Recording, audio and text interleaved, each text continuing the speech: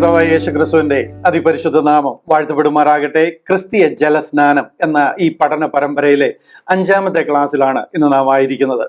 ഇന്ന് നാം ചിന്തിക്കുന്നത് അപ്പോസ്തല പ്രവൃത്തികൾ 2-ാം അധ്യായത്തിലെ, അതായത് പെന്തക്കോസ്ത് നാളിലെ ജലസ്നാനം എന്ന വിഷയമാണ്. അപ്പോസ്തലനായ പത്രോസ് പെന്തക്കോസ്ത് നാളിൽ അവരുടെ മധ്യത്തിൽ എഴുന്നേറ്റ് നിന്നുകൊണ്ട് ജലസ്നാനത്തിനായിട്ടുള്ള, വിശ്വാസ സ്നാനത്തിനായിട്ടുള്ള ആഹ്വാനം കൊടുക്കുന്നത് നമുക്ക് കാണാം. അന്ന് 3000 പേര് സ്നാനപ്പെട്ട് സഭയോട് ചേർന്നതായിട്ട് നമുക്കറിയാം. പത്രോസ് അപ്പോസ്തലൻ അവിടെ പറയുന്ന പ്രസ്താവന ഇതാണ്, 2-ാം അധ്യായം 38-ാം വാക്യം. പത്രോസ് അവരോട്, നിങ്ങൾ മാനസാന്തരപ്പെട്ട് നിങ്ങളുടെ പാപങ്ങളുടെ മോചനത്തിനായി ഓരോരുത്തൻ യേശുക്രിസ്തുവിന്റെ നാമത്തിൽ സ്നാനമേൽപ്പീൻ, എന്നാൽ പരിശുദ്ധാത്മാവ് എന്ന ദാനം ലഭിക്കും. വളരെ വസ്തുനിഷ്ഠമായിട്ട് നിങ്ങളുടെ പാപങ്ങളുടെ മോചനത്തിനായി ഓരോരുത്തൻ യേശുക്രിസ്തുവിന്റെ നാമത്തിൽ സ്നാനമേൽപ്പീൻ, എന്നാൽ പരിശുദ്ധാത്മാവ് എന്ന ദാനം ലഭിക്കും എന്ന് പത്രോസ് അപ്പോസ്തലൻ അവരുടെ മധ്യത്തിൽ നിന്നുകൊണ്ട് അവരോട് സംസാരിക്കുകയാണ്. ജലസ്നാനം എന്ന ഈ വിശ്വാസത്തിൽ അടിയുറച്ചു നിൽക്കുന്ന എല്ലാ ക്രിസ്തീയ വിഭാഗങ്ങൾക്കും അതിൽ ഉറയ്ക്കുവാൻ ഏറ്റവും പ്രചോദനം നൽകിയിരിക്കുന്ന ഒരു വാക്യമാണ് നമ്മൾ ഈ വായിച്ചു കേട്ടത്. അതുകൊണ്ട് തന്നെ ഇന്ന് ആ വിഷയത്തിൽ നിന്നുകൊണ്ട് ആ പെന്തക്കോസ്ത് നാളിലെ ജലസ്നാനത്തിന്റെ പ്രാധാന്യം എന്താണ്, അത് ആരോട് പറഞ്ഞു, എന്തിനു പറഞ്ഞു എന്നുള്ള വിഷയമാണ് നമ്മൾ അല്പമായിട്ട് ചിന്തിക്കുവാനായിട്ട് പോകുന്നത്. ഈ സ്നാനം എന്ന പഠിപ്പിക്കലിന് ജീവൻ നൽകുന്ന പല സംഭവങ്ങളും ബൈബിളിൽ ഇതുപോലെ പറഞ്ഞിട്ടുണ്ട്. അതൊക്കെ നമ്മൾ പഠിച്ചു വരികയാണ്, ഓരോന്നോരോന്നായിട്ട് പഠിച്ചു വരികയാണ്. ഒന്നാമതായിട്ട് യോഹന്നാൻ സ്നാപകനെ പിതാവായ ദൈവം ലോകത്തിലേക്ക് അയച്ചിരിക്കുന്നു. കർത്താവായ യേശു ക്രിസ്തു ലോകത്തിൽ യോർദാനിൽ സ്നാനമേൽക്കുന്നു. മൂന്നാമത് ഈ 12 അപ്പോസ്തലന്മാർക്ക് അന്ത്യകൽപ്പനയായിട്ട്, അതായത് അലംഘനീയമായ കൽപ്പനയായിട്ട്, മഹാനിയോഗം എന്നുള്ള രീതിയിൽ കർത്താവ് അവർക്ക് കൽപ്പനയായിട്ട് കൊടുക്കുന്നു. ഈ നമ്മളിപ്പോൾ വായിച്ചു കേട്ട വാക്യം, പെന്തക്കോസ്ത് നാളിൽ 3000 പേര് സ്നാനപ്പെട്ട് സഭയോട് ചേരുന്നു. ഈ വിഷയങ്ങളെല്ലാം ജലസ്നാനത്തിന് വളരെ പ്രാധാന്യം നൽകുന്ന വിഷയമാണ്. ജലസ്നാനത്തെ ഉറപ്പിക്കുന്ന വിഷയങ്ങൾ, അതിൽ യാതൊരു തർക്കവുമില്ല, അതിന് രണ്ടെന്നൊരു പക്ഷവുമില്ല. പക്ഷെ ഇതൊന്നും ക്രിസ്തീയ വിശ്വാസത്തിന്റെ ഭാഗമല്ല, മറിച്ച് യഹൂദിയ വിശ്വാസമാണ് എന്നുള്ള ഒരു സത്യം എന്ന് വരെ ക്രിസ്ത്യാനിക്ക് മനസ്സിലാകുന്നില്ലയോ, അന്ന് വരെ നമ്മൾ യഥാർത്ഥ ക്രിസ്തീയ വിശ്വാസത്തിൽ വരത്തില്ല. ഇവിടെ വിസ്മരിച്ചുകൂടാത്ത ഒരു വലിയ വിഷയമാണ് യഹൂദനും ക്രിസ്ത്യാനിയും തമ്മിലുള്ള ആ ഒരു വ്യത്യാസം. നമ്മൾ യഹൂദിയ വിശ്വാസത്തിന്റെ പുറകെ പോയിരുന്നു കഴിഞ്ഞാൽ ക്രിസ്തീയ വിശ്വാസം എന്താണെന്ന് നമ്മൾ അറിയാതെ പോകും. ഇത് രണ്ടും എൻറ്റയർലി രണ്ട് വിശ്വാസങ്ങളാണ്. ആകാശവും ഭൂമിയും മാതിരി രണ്ട് ദൈവിക പദ്ധതികളാണ്. ആദിയിൽ ദൈവം ആകാശവും ഭൂമിയും സൃഷ്ടിച്ചു. In the beginning God created the heaven and earth. ഇത് രണ്ടും രണ്ട് ദൈവിക പദ്ധതികളായിരിക്കുന്ന പോലെ തന്നെ യഹൂദിയ പദ്ധതിയും ക്രിസ്തീയ പദ്ധതിയും രണ്ടും രണ്ട് പദ്ധതികളാണ്. അത് നമുക്ക് എന്ന് വരെ മനസ്സിലാകുന്നില്ലയോ, ഈ വിഷയങ്ങളിലെല്ലാം കൺഫ്യൂഷൻസ് തുടർന്നുകൊണ്ടേയിരിക്കും. ഇവിടെ ക്രിസ്തീയ വിശ്വാസം യഹൂദിയ വിശ്വാസത്തിൽ നിന്ന് വേർതിരിച്ച് നമ്മൾ പഠിക്കണം. അത് അറിയാത്തിടത്തോളം കാലം നമുക്ക് സത്യം മനസ്സിലാകത്തില്ല എന്നൊരു വസ്തുത നിങ്ങൾ ഉൾക്കൊള്ളണം. ഈ ജലസ്നാനം എന്ന് പറയുന്ന ഒരു വിഷയം തന്നെ ഒരു വലിയ എക്സ്പ്ലോസീവ് സബ്ജക്റ്റാണ്. ഇത് ആരോടെങ്കിലും ചോദിച്ചു കഴിഞ്ഞാൽ ഉടനെ കർത്താവ് സ്നാനപ്പെട്ടു, 12 പേരോട് കൊടുത്തിരിക്കുന്ന കൽപ്പനയാണ്, ഇത് നമുക്ക് ഗ്രേറ്റ് കമ്മീഷനായിട്ട് തന്നിരിക്കുകയാണ്, ലുദിയ സ്നാനപ്പെട്ടു, ഷണ്ണൻ സ്നാനപ്പെട്ടു എന്നൊക്കെ പറഞ്ഞിട്ട് കുറെ സെന്റിമെന്റ്സും ഒക്കെ ചേർത്ത് ഇതിനെ അങ്ങ് ഒരു മനുഷ്യനും മനസ്സിലാകാത്ത രീതിയിലുള്ള ഒരു വലിയ വിഷയമായിട്ടൊക്കെ മാറ്റും. we need to eat this elephant piece by piece. അതായത് ഇതിനെ നമുക്ക് ഒരു വലിയ വിഷയമാണെങ്കിലും ഇതിനെ we have to eat this elephant. Actually piece by piece ആയിട്ട് ഇതിനെ നമ്മൾ കഴിക്കണം, ഇതിനെ നമ്മൾ മനസ്സിലാക്കണം. ഞാൻ അതുകൊണ്ടാണ് ഇതിനെ ഓരോരോ എപ്പിസോഡുകളായിട്ട് മാറ്റിയിരിക്കുന്നത്. ഓരോ ഇൻസ്റ്റൻസും ഓരോ എപ്പിസോഡുകളായിട്ട് ചെയ്യും. ഒരു 10-17 എപ്പിസോഡുകളായിട്ടാണ് ഇപ്പം നമ്മൾ ഈ പറഞ്ഞു വരുന്ന ഈ സ്നാനങ്ങൾക്ക് എല്ലാത്തിനും തന്നെ ഓരോരോ എപ്പിസോഡായിട്ട് നമ്മൾ ഇതിനെ ചെയ്ത് വളരെ വ്യക്തമായിട്ട് പഠിക്കാൻ പോവുകയാണ്. ഇന്നത്തെ നമ്മുടെ വിഷയത്തിലേക്ക് വരിക, പെന്തക്കോസ്ത് നാളിലെ സ്നാനം. ഈ വിഷയമായിരുന്നു നമ്മൾ ചിന്തിക്കുന്നത്. വിഷയം നമ്മുടെ സ്നാനമാണെങ്കിലും ഈ ദിവസം നടന്ന പെന്തക്കോസ്ത് നാളിൽ നടന്നതുകൊണ്ട് ഒട്ടുമുക്കാലും പ്രൊട്ടസ്റ്റന്റ് സഭകൾ മുഴുവനും ഈ പെന്തക്കോസ്ത് നാളിൽ സഭ ആരംഭിച്ചു, ക്രിസ്തീയ വിശ്വാസം പെന്തക്കോസ്ത് നാളിൽ ആരംഭിച്ചു എന്ന് പഠിച്ചും പഠിപ്പിച്ചും വെച്ചിരിക്കുന്നതിനാൽ ഈ സ്നാനത്തിന് നമുക്ക് ചിന്തിക്കാവുന്നതിന്റെ മേലത്തെ പ്രാധാന്യമാണ് പോയിരിക്കുന്നത്. 99% പ്രൊട്ടസ്റ്റന്റ് സഭകളും പഠിപ്പിക്കുന്നത് ക്രിസ്തീയ സഭ അല്ലെങ്കിൽ ക്രിസ്തീയ വിശ്വാസം ഈ അപ്പോസ്തല പ്രവൃത്തികൾ 2 പെന്തക്കോസ്ത് നാളിൽ ആരംഭിച്ചു എന്നുള്ളതാണ്. ആ ഒരു സംഗതി നമുക്കൊന്ന് മനസ്സിലായി കഴിയുമ്പോൾ ഏറെക്കുറെ അന്ന് നടന്ന ആ ഒരു ജലസ്നാനത്തിന്റെ പ്രത്യേകത എന്താണെന്ന് നമുക്ക് മനസ്സിലാവും. ഇവിടെ ഞാൻ അതൊന്ന് എക്സ്പ്ലെയിൻ ചെയ്യാനാണ് ശ്രമിക്കുന്നത്. ഇവിടെ ക്രിസ്തീയ സഭ എന്ന് പറയുന്നത് ബോഡി ഓഫ് ക്രൈസ്റ്റ് ആണ്, കർത്താവിന്റെ ശരീരമാകുന്ന സഭയാണ്. അത് യഹൂദിയ വിശ്വാസമോ യഹൂദിയ മാർഗമോ അല്ല. ഈ പറയുന്ന പെന്തക്കോസ് നാളിൽ ഒരു ബോഡി ഓഫ് ക്രൈസ്റ്റും ആരംഭിച്ചിട്ടില്ല. അന്ന് നടക്കുന്നത് മത്തായി, മർക്കോസ്, ലൂക്കോസ്, യോഹന്നാനിൽ കൂടി കർത്താവായ യേശു ക്രിസ്തു അവരോട് പഠിപ്പിച്ചതും ദൈവം കർത്താവ് ഉലകത്തിൽ അവതരിച്ച് അവരുടെ ഇടയിൽ എന്നെ ഇസ്രായേൽ ഗ്രഹത്തിലെ കാണാതെ പോയ ആടുകളുടെ അരികിലേക്ക് അല്ലാതെ അയച്ചിട്ടില്ല എന്ന് പറഞ്ഞ് അവരുടെ ഇടയിൽ അവരെ പഠിപ്പിച്ചതും ആ സ്വർഗരാജ്യത്തിന് വേണ്ടി അവരെ ഒരുക്കുന്ന കാര്യങ്ങളുമാണ് മത്തായി, മർക്കോസ്, ലൂക്കോസ്, യോഹന്നാൻ എന്ന 4 സുവിശേഷങ്ങളിൽ പറഞ്ഞിരിക്കുന്നത്. പെന്തക്കോസ് നാളിൽ കർത്താവ് കൽപ്പിച്ചതിന് പ്രകാരം പരിശുദ്ധ ലോകത്തിലേക്ക് വരികയും അന്ന് പുതിയ ഒരു നിയമം അവർക്ക് കൈമാറ്റം ചെയ്യപ്പെടുകയും അവർ ആ പുതിയ നിയമം അന്നു മുതൽ പ്രാബല്യത്തിൽ വരികയുമാണ്. പെസഹ പെരുന്നാളിൽ കർത്താവ് തന്നെ പറയുന്നുണ്ട്, ഇതെന്റെ രക്തത്തിന് പുതിയ നിയമമാകുന്നു എന്ന് പറഞ്ഞ ഉടനെയോ അല്ലെന്നുണ്ടെങ്കിൽ കർത്താവ് ഈ ഉപദേശങ്ങളൊക്കെ അവരെ ഗിരിപ്രഭാഷണത്തിൽ ഒക്കെ പഠിപ്പിച്ച സമയത്തൊന്നും അതങ്ങ് പ്രാബല്യത്തിൽ വരികയല്ല. അതിന് അധികാരത്തിൽ വരുന്നതിന് മുമ്പായിട്ട് അതിൻ്റെ മേൽ രക്തം തളിക്കണം. പഴയ നിയമം നിങ്ങൾ പഠിച്ചു കഴിഞ്ഞാൽ അറിയാം, മോശയ്ക്ക് പുറപ്പാട് പുസ്തകം 19-20 അധ്യായങ്ങളിൽ കർത്താവ് 2 കൽപ്പനകളിൽ എഴുതി പഴയ നിയമവും അതിനുശേഷം 613 സബ് ക്ലോസസ് ഒക്കെ അടങ്ങുന്ന പഴയ നിയമം മോശയ്ക്ക് ലഭിക്കുമെങ്കിലും പുറപ്പാട് പുസ്തകം 24-ാം അധ്യായത്തിൽ യാഗം കഴിച്ച ആ യാഗ രക്തം അതിന്റെ മേലും ജനത്തിന്റെ മേലും തളിച്ചു കഴിയുമ്പോൾ മുതലാണ് പഴയ നിയമം കോൺസിക്രേറ്റഡ് ആയി പ്രാബല്യത്തിൽ വരുന്നത്. എന്ന് പറഞ്ഞതുപോലെ പുതിയ നിയമം കർത്താവ് കൊടുക്കുന്ന അന്ന് തന്നെ എല്ലാം അങ്ങ് പ്രാബല്യത്തിൽ വരിക അല്ല, അത് പെന്തക്കോസ് നാളിൽ പ്രാബല്യത്തിൽ വരിക. പഴയ നിയമം ഒരു പെന്തക്കോസ് നാളിലാണ് അവർക്ക് ലഭിക്കുന്നത് എന്ന് പറഞ്ഞതുപോലെ പുതിയ നിയമം ഒരു പെന്തക്കോസ് നാളിൽ അത് പ്രാബല്യത്തിൽ വരിക. അതിന് മേലെ രക്തം തെളിക്കണം. അത് ആര് കൊടുത്തോ ആ ആളിന്റെ മരണം തെളിയുവാൻ ആവശ്യം. ഇതൊരു വില്ലാണ്. ആ ഒരു വിൽപത്രം മാതിരിയാണ്. അത് എഴുതിയിരിക്കുന്ന ആളിന്റെ മരണത്തിന് ശേഷമാണ് അത് പ്രാബല്യത്തിൽ വരുന്നത്. കർത്താവിന്റെ പുനരുദ്ധാനത്തിന് ശേഷം പെന്തക്കോസ് നാളിൽ ആ പുതിയ നിയമം പ്രാബല്യത്തിൽ വരിക. ആ പുതിയ നിയമം പ്രാബല്യത്തിൽ വരിക എന്ന് പറഞ്ഞു കഴിഞ്ഞാൽ മത്തായി, മർക്കോസ്, ലൂക്കോസ്, യോഹന്നാനിൽ കർത്താവ് അവരെ പഠിപ്പിച്ചിരിക്കുന്ന കാര്യങ്ങൾ, സ്വർഗരാജ്യത്തെക്കുറിച്ച് പറഞ്ഞിരിക്കുന്ന കാര്യങ്ങൾ, അത് അവരുടെ പിതാക്കന്മാരോട് വാഗ്ദത്തം ചെയ്ത പദ്ധതി തന്നെയാണ്. പക്ഷെ അതിന്റെ ഒരു പ്രൈം വേർഷനാണ് നമ്മൾ അവിടെ കാണുന്നത്. ഇവിടെ അപ്പോസ്തല പ്രവൃത്തികൾ 2 നമുക്ക് നോക്കിയാൽ ഇവിടെ കാണുന്നത് അവിടെ ചിതറിപ്പോയിരിക്കുന്ന, അതായത് ഉലകം മുഴുവനും ചിതറിപ്പോയിരിക്കുന്ന യഹൂദിയ ജനം, ഇസ്രായേൽ ജനം, അവര് അന്ന് അറിയപ്പെടുന്ന ഉലകം മുഴുവൻ അവർ ചിതറിപ്പോയിരിക്കുക. അവർക്ക് തിരിച്ച് യെരുശലേമിൽ വന്നിരിക്കുക. ഇത് പെന്തക്കോസ് നാളാണ്. ആ പെന്തക്കോസ് നാളിൽ അവര് ഉലകത്തിന്റെ ചിതറിപ്പോയിരിക്കുന്ന എല്ലാ ഭാഗത്തിൽ നിന്നും അവര് യെരുശലേമിൽ എത്തിച്ചേർന്നിരിക്കുക. അവർക്ക് 7 പെരുന്നാളുകളാണ് കൊടുത്തിരിക്കുന്നത്. ഇതൊക്കെ വളരെ ബേസിക് കാര്യങ്ങളാണ്. നിങ്ങളുടെ ഒരു അറിവിന് വേണ്ടിയിട്ട് ഞാൻ പെട്ടെന്ന് ഒന്ന് ടച്ച് ചെയ്തപ്പോൾ 7 പെരുന്നാളുകളാണ് അവർക്ക് കൊടുത്തിരിക്കുന്നത്. 1 പെസഹ പെരുന്നാൾ, 2 പുളിപ്പില്ലാത്ത അപ്പത്തിന്റെ പെരുന്നാൾ, 3 ആദ്യഫലക്കറ്റയുടെ പെരുന്നാൾ, 4ാമത് വാരോത്സവം എന്ന് പറയും, അതായത് പെന്തക്കോസ്ത് പെരുന്നാൾ. ഈ വാരോത്സവം എന്ന് പറയാൻ കാര്യം 7 വാരങ്ങളാണ്, 7 ആഴ്ചകൾ, 7, 7, 49 കഴിഞ്ഞിട്ട് അടുത്ത് വരുന്ന ദിവസം അതിന് ആ വാരോത്സവം എന്ന് പറയുന്നത്. 7 ആഴ്ചകൾ, 7 ഏഴുകൾ കഴിഞ്ഞതിന് ശേഷം വരുന്ന ദിവസം ഇതിനാണ് പെൻഡാകോസ്റ്റ്, അതായത് 50ാമത്തെ നാളെന്ന് പറയുന്നത്.